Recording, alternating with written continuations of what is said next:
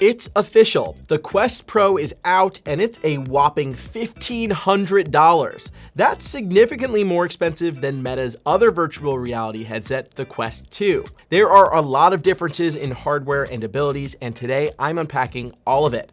Hey, I'm Justin Tech, and I've owned the Quest since the original Oculus Quest released in 2019. I've been playing with the Quest Pro since it came out, so you could probably now just call me a Quest Pro.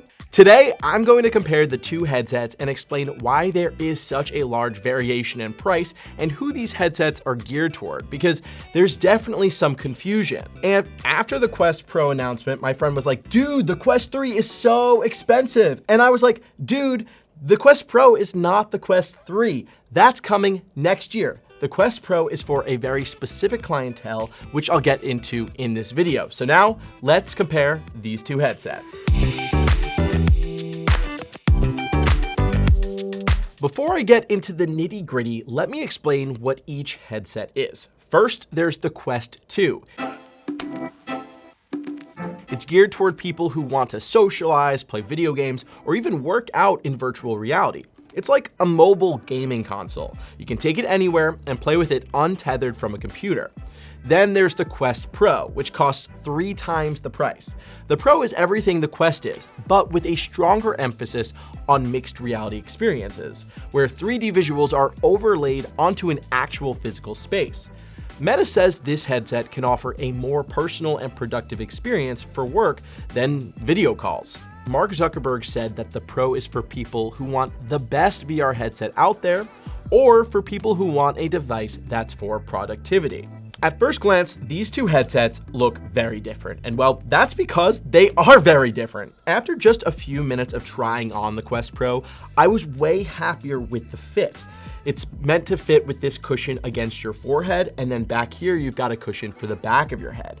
It is not going to give you messy hair like the Quest does with this strap that goes along the front.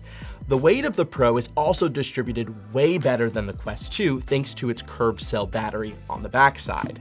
The Quest 2, on the other hand, is very front heavy, and it comes with a very basic strap. That one is very simple, like cloth. Now this is the Elite strap. I like this one a lot more. It gives you more support on the back of your head, but I've gone through 3 of these. This is the 3rd one because I've had 2 break on me. Luckily, Meta has replaced it, but this is actually a known issue with Elite straps. Now, not only is the Quest Pro more comfortable on your head, it's also more comfortable to peer into for a couple reasons. First of all, there is a dial along the front that can change the lens distance from your eyes. There's also a continuous lens spacing adjuster to adjust the interpupillary distance anywhere from 55 to 75 millimeters. Now, this positions the 2 lenses more accurately in front of your pupils. Now with the Quest 2, you can only set the IPD to 3 different settings, and personally, I found that none of the settings are perfect for my eyes. The Quest Pro's display is 40% thinner than the Quest 2 thanks to its pancake lens design. The lenses are not just thinner, but they have more pixels for sharper and clearer visuals.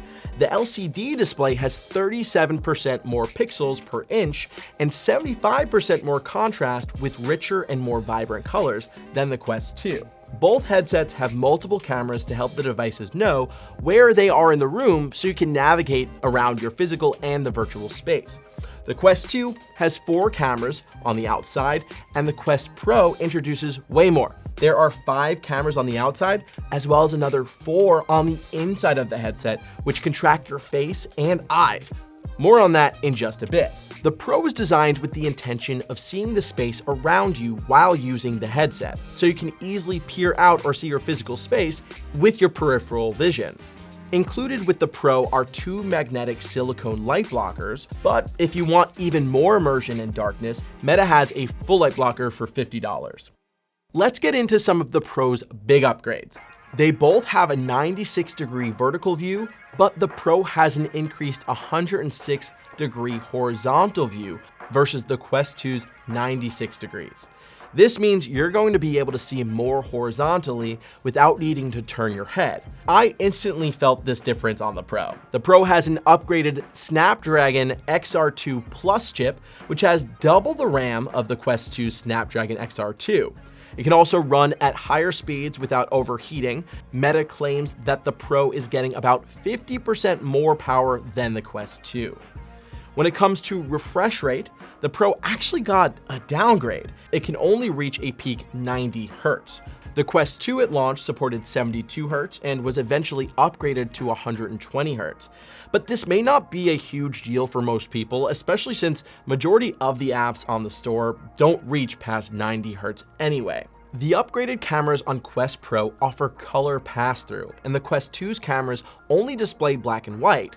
And the front-facing sensors got a big boost on the Pro, creating a much sharper video clarity. This upgrade is integral for the Quest Pro, and it's one of the reasons that it's being marketed as a headset for productivity. Meta believes that the ability to work in a mixed reality environment, like having multiple browser windows open and see the space that you're in, makes this an easier headset to use for work throughout the day. Unfortunately, it's still impossible to read text on screens like your phone or computer or your Apple Watch through the Pro device, which stinks because I was really hoping it would be able to do that. You can tell though if there is a flashing notification on, say, Slack, but you just can't read it. One of the biggest advancements with the Pro is its ability to track face and eye movements with its inner cameras and sensors. The Quest 2 doesn't have any facial tracking, and facial tracking is a huge deal for VR because obviously with our eyes and our face, we have so many different expressions. That's its own form of communication. So getting that on the Quest is going to completely change social interactions. Now let's talk about these controllers.